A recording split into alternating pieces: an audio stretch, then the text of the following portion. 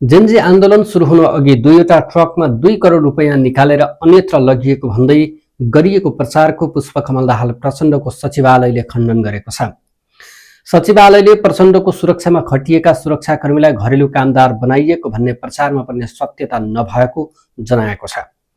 प्रचण्डका स्वकीय सचिव गोविन्द आचार्यले प्रेस नोट जारी गर्दै सुरक्षाकर्मीलाई घरेलु कामदार बनाइएको भन्ने जस्ता निराधार आरोपको सत्यता प्रमाणित गर्न चुनौती दिएका छन्।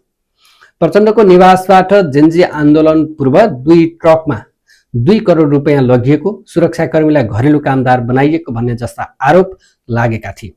आन्दोलनपछि नेपाल प्रहरीका पूर्व एआइजी देवेन्द्र सुवेदीले एक युट्युब च्यानलसँगको कुराकानीमा प्रचण्डको निवासबाट 2वटा ट्रकमा लोड गरेर 2 ट्रक रकम अन्यत्र लगिएको दावी गरेका छन्। त्यसको अनुसन्धान गर्न र कानुनी कारबाही गर्न पनि प्रचण्डको सचिवालयले अनुरोध गरेको छ। डिजिटल माध्यम मार्फत गरिएका यस्ता गलत प्रचार प्रसार साइबर कानुन विपरीत भएकाले यसबारे आवश्यक अनुसन्धान र कानुनी कारबाहीका लागि सम्बन्धित निकायहरूमा अनुरोध गर्दछौँ, आचार्यले भनेका छन्।